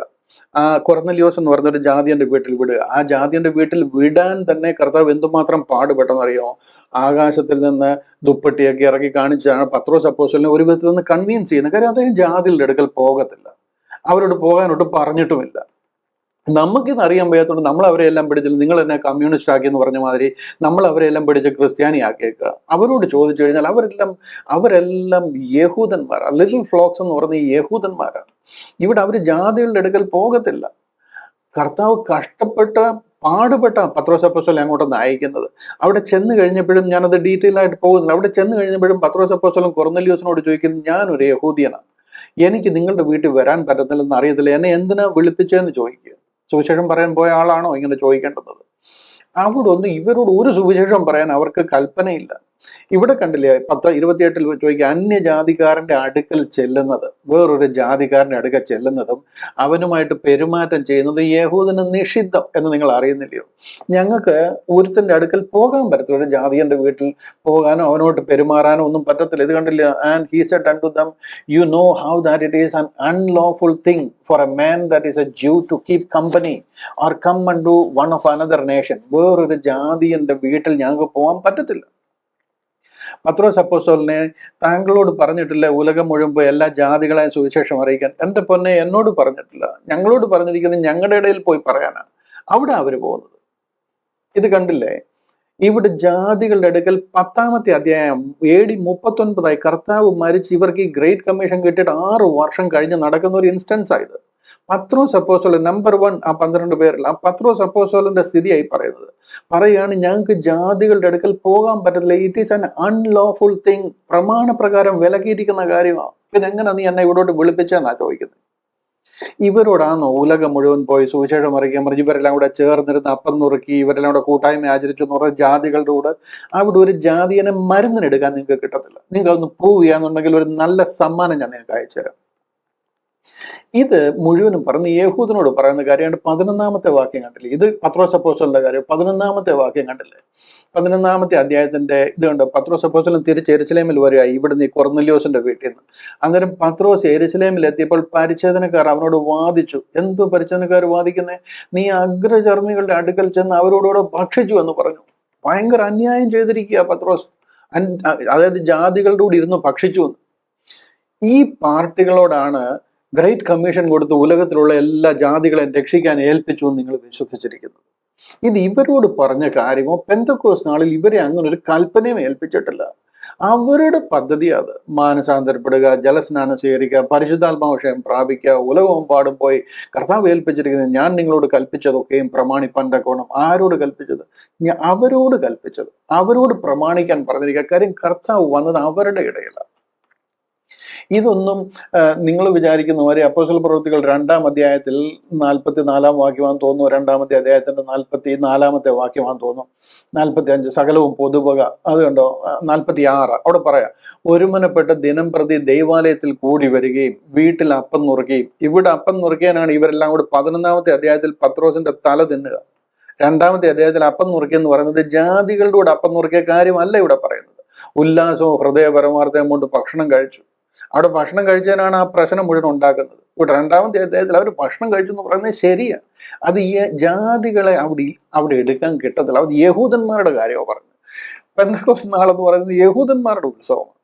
അവർ കൂടിയിരിക്കുന്നത് അവരുടെ ദൈവത്തെ അവരാരാധിക്കുകയും അവരുടെ പിതാക്കന്മാരോട് പ്രോമിസ് ചെയ്തിരിക്കുന്ന പരിശുദ്ധാത്മാവിനെ അവരുടെ ഇടയിൽ പകരുകയും അവർ അന്യഭാഷയിൽ സംസാരിച്ച് അവർ ഉലകത്തിൽ ചിതറി കിടക്കുന്ന യഹൂദനോട് പോയി ഈ സദ്വർത്തമാനം അറിയിക്കുക. ഞാൻ നിങ്ങളോട് കൽപ്പിച്ചതൊക്കെയും പ്രമാണിപ്പാൻ തക്കണം ഉപദേശിച്ചുകൊണ്ട്. ഇവിടെ ഒന്നും ഒരു ക്രിസ്ത്യാനിറ്റിയും ആരംഭിച്ചിട്ടില്ല. ഇവിടെ ക്രിസ്ത്യാനിറ്റി ആരംഭിച്ചു എന്ന് പറഞ്ഞു കഴിഞ്ഞാൽ ക്രിസ്ത്യാനിറ്റിയുടെ അടിത്തറ തോണ്ടുക. അതിന്റെ എന്താ പറയുന്നത്, ഒരു മനുഷ്യൻ സത്യം അറിയാത്തവണ്ണം അതിന്റെ കടയ്ക്കൽ കത്തിവെക്കുക. ഇന്ന് Saint Peter's, Saint Thomas, Saint John, Saint James, Saint Bartholomew ഇവരൊന്നും ക്രിസ്ത്യാനികളല്ല, അവരെല്ലാം യഹൂദന്മാരാണ്. ഈ സത്യം അറിയാതെയും ഈ പെന്തക്കോസ്ത് നാളിൽ ഇവിടെ സഭ ആരംഭിച്ചൊന്നും പഠിപ്പിച്ചിരിക്കുന്ന കാരണം ഇവിടെ നടന്ന കാര്യങ്ങൾ മുഴുവൻ സഭയുടെ അടിസ്ഥാന ഉപദേശമായി വരിക. മാനസാന്തരപ്പെടുക. ആരും മാനസാന്തരപ്പെടുന്ന കാര്യമാണ്? താങ്കൾക്ക് എങ്ങനെ മാനസാന്തരപ്പെടാൻ പറ്റും? താങ്കൾ ആരാ മാനസാന്തരപ്പെടാൻ? മാനസാന്തരം ആവശ്യമാണ്. അത് കർത്താവ് നമുക്ക് വേണ്ടി കാൽവറിയിൽ തകർക്കപ്പെട്ടിരിക്കുന്നുള്ള വിശ്വാസമാണ്. നമ്മളൊന്നും നല്ല ആൾക്കാർ കെട്ടുപോയിട്ട് പിന്നെ മാനസാന്തരപ്പെട്ട് തിരിച്ച് രക്ഷയിലോട്ട് വന്ന ആൾക്കാരല്ല.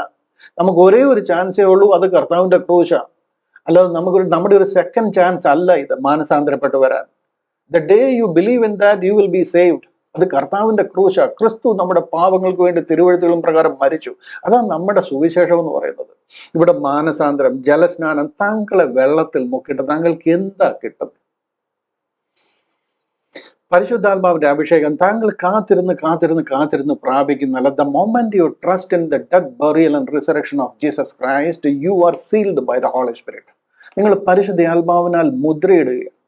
ആ ഒടുക്കത്തെ നാൾ വരെ, അന്ത്യനാൾ വരെ നിങ്ങളെ മുദ്രയിടുക. നിങ്ങളുടെ വിളി വേറെയാണ്, നിങ്ങളുടെ പദ്ധതി വേറെയാണ്. നിങ്ങൾ യെരുശലേമിലും ഈ യഹൂദന്റെ പദ്ധതിയുമായിട്ട് കൂട്ടിക്കുഴച്ചു കഴിഞ്ഞാൽ കൂട്ടത്തോട് നരകാഗ്നിയിലേക്ക് പോകും. ഈ അവസാന നിമിഷമെങ്കിലും ബൈബിൾ കണ്ണു തുറന്നൊന്ന് വായിക്കാൻ ഞങ്ങളോട് അപേക്ഷിക്കുക. ഇവിടെ 2-ാം അധ്യായം 38-ാം വാക്യത്തിലെ ക്രിസ്തീയ സ്നാനം വളരെ കറക്റ്റാ. ഞാൻ അതിന്റെ മുന്നിൽ സാഷ്ടാംഗം വീഴുന്നു. യഹൂദനോട് പറഞ്ഞിരിക്കുന്ന കൽപ്പനയാണ്. ദാറ്റ് ഈസ് നോട്ട് യുവർ എന്താ പറയുന്നത്, നിങ്ങളുടെ രക്ഷാമാർഗമല്ലത്. ക്രിസ്തീയ വിശ്വാസത്തിലെ സ്നാനമല്ലത്. 12 ശിഷ്യന്മാരെന്ന് പറഞ്ഞ ചെറിയ കൂട്ടം എന്ന് വിളിക്കുന്ന യഹൂദ ജനമാണ്. അവിടെ ഒരു ജാതിയെ നിങ്ങൾക്ക് കിട്ടത്തില്ല. അവിടെ ഒരു ക്രിസ്ത്യാനി എന്നൊരു മാർഗവും ആരംഭിച്ചിട്ടില്ല. അവിടെ ഒരു ക്രിസ്തീയ ഉപദേശവും പറഞ്ഞിട്ടില്ല. നമ്മുടെ രക്ഷ കർത്താവ് കാൽവറിയിലൂടെ നിവർത്തിച്ചിരിക്കുന്ന രക്ഷണ്യ പ്രവർത്തിയാണ്. അതിലെ ആഴമായ വിശ്വാസത്തിലും സമർപ്പണത്തിലും നാം രക്ഷിക്കപ്പെടുക. മുമ്പേ ദൂരസ്ഥരായിരുന്നു നാം, ഇപ്പോൾ അവന്റെ രക്തത്താൽ സമീപസ്ഥരായി തീർന്നിരിക്കുക. നമുക്ക് ഈ രക്ഷ ലഭിച്ചിരിക്കുന്ന കർത്താവിന്റെ കാൽവറി യാഗത്തിലൂടെ. നമ്മുടെ പാപത്തിന് പരിഹാരമായിട്ട് കർത്താവ് നമ്മുടെ പാപങ്ങളെ തൻ്റെ തോളിലേറ്റുകൊണ്ട് നമുക്ക് പകരം യാഗമായി തീർന്നിരിക്കുക. ആ പ്രായശ്ചിത്ത യാഗത്തിലെ വിശ്വാസത്താൽ നാം രക്ഷിക്കപ്പെടുന്ന ഒരു പദ്ധതിയാണ് ക്രിസ്തീയ പദ്ധതി. രക്ഷിക്കപ്പെട്ട് കഴിഞ്ഞാൽ നാം സ്വർഗത്തിലേക്ക് പോകുന്നവരാ. പരിശുദ്ധ ആത്മാവിനാൽ നമ്മളെ ഒടുക്കത്തെ നാൾ വരെ മുദ്രയിട്ടിരിക്കുക. പഴങ്കഥകളും പാരമ്പര്യങ്ങളും ട്രഡീഷൻസും ഒക്കെ കൊണ്ട് നിങ്ങൾ ഇരുന്ന് കഴിഞ്ഞാൽ നഷ്ടമാകുന്നത് നിങ്ങളുടെ നിത്യതയാണ്. നമുക്ക് പറയാനേ പറ്റത്തുള്ളൂ. കാര്യം അതുപോലൊരു വൻ മതിലാണ് കഴിഞ്ഞ 2000 വർഷം കൊണ്ട് സാത്താൻ കെട്ടിപ്പൊക്കിയിരിക്കുന്നത്. ഈ സത്യം അറിയാതിരിക്കാൻ ആ പാരമ്പര്യത്തെ ഒന്ന് താഴെ ഇറക്കി വെച്ചിട്ട് ഈ സത്യം വായിക്കാനും തിരുവചന പ്രകാരം നിങ്ങളെ തന്നെ കണ്ടുണരുവാനും ഈ ലോകത്തിൽ നിന്നും മാറ്റപ്പെടുന്നതിന് മുമ്പ് കർത്താവിന്റെ വരവിന് മുൻപായിട്ട് രക്ഷിക്കപ്പെടുവാൻ ദൈവം നിങ്ങളെ അതിനായിട്ട് സഹായിക്കട്ടെ. നിങ്ങളുടെ കണ്ണ് തുറക്കാൻ ദൈവം നിങ്ങൾക്ക് കൃപ തരട്ടെ എന്ന് ഞാൻ പ്രാർത്ഥിക്കുക. ഇവിടെ നടക്കുന്ന സ്നാനമാണ് നമ്മുടെ വിഷയം. അപ്പോസ്തലപ്രവൃത്തികൾ 2:38 പറയുന്ന സ്നാനം. നിങ്ങൾ ഓരോരുത്തരും മാനസാന്തരപ്പെട്ട് നിങ്ങളുടെ പാപങ്ങളുടെ മോചനത്തിനായി കർത്താവായ യേശു ക്രിസ്തുവിന്റെ നാമത്തിൽ സ്നാനമേൽപ്പീൻ, എന്നാൽ പരിശുദ്ധയാത്മാവെന്ന ദാനം നിങ്ങൾക്ക് ലഭിക്കും. ഓഫ് കോഴ്സ് ദൈവിക പ്രോമിസ്. പക്ഷെ അത് ആരോട് പറഞ്ഞിരിക്കുന്നു? അത് നമ്മൾ കയറി ഏറ്റെടുത്തു കഴിഞ്ഞാൽ നിങ്ങൾ ആ ക്രിസ്ത്യാനിറ്റി, അതായത് ഈ ഗലാത്യ സഭയിൽ എന്ത് തെറ്റ് നടന്നോ, അതായത് ന്യായപ്രമാണം അനുസരിക്കാൻ തുടങ്ങി കഴിയുമ്പോഴത്തേന് പൗലോസ് അപ്പോസ്തലൻ അവരോട് വന്നിട്ട്, ഹേ ബുദ്ധിയില്ലാത്ത ഗലാത്യരെ, യേശു ക്രിസ്തു ക്രൂശിക്കപ്പെട്ടവനായി നിങ്ങളുടെ കണ്ണിന് മുമ്പിൽ വരച്ച് കാട്ടിയിരിക്കുക, നിങ്ങളെ ക്ഷുദ്രം ചെയ്ത് മയക്കിയത് ആര് എന്ന് ചോദിക്കുന്നത് പോലെ ഇന്ന് ഓരോ ക്രിസ്ത്യാനിയോടും ചോദിക്കേണ്ടുന്ന വിഷയമായത്. ഇതിൻ്റെ എല്ലാം മുന്നേ നിൽക്കുന്ന ലീഡേഴ്സ് നിങ്ങളൊക്കെ ഭയങ്കര കണക്ക് കൊടുക്കേണ്ടതായിട്ട് വരും. ദൈവവചനം നിങ്ങളോട് ഇടപെടട്ടെ. ഈ സത്യം നിങ്ങൾക്ക് മനസ്സിലാകുമെന്ന് വിശ്വസിക്കുന്നു. അപ്പോസ്തലപ്രവൃത്തികൾ 2:38 സ്നാനം, യെസ്, അതൊരു സ്നാനമാണ്, വാട്ടർ ബാപ്റ്റിസമാണ്. അത് യഹൂദൻ കൊടുത്തിരിക്കുന്നത്, അതല്ല ക്രിസ്തീയ ഉപദേശം. ബൈബിൾ നമ്മളെ പഠിപ്പിക്കുന്നത് അതിലൂടെ അല്ല നമ്മുടെ രക്ഷ. അത് യഹൂദനോട് വാഗ്ദത്തം ചെയ്തിരുന്ന പദ്ധതിയാണ്, അവരോട് പാലിക്കാൻ കർത്താവ് കൽപ്പിച്ചിരുന്ന പദ്ധതിയാണ്. പക്ഷെ അതിലല്ല ക്രിസ്ത്യാനി നിൽക്കുന്നത്. ഇത് മനസ്സിലാക്കുവാൻ ദൈവം നിങ്ങൾക്ക് കൃപ തരട്ടെ എന്ന് പ്രാർത്ഥിച്ചുകൊണ്ട് ഈ എപ്പിസോഡ് വൈൻഡപ്പ് ചെയ്യുന്നു. കർത്താവിന്റെ കൃപ നിങ്ങളോട് കൂടെ ഇരിക്കും.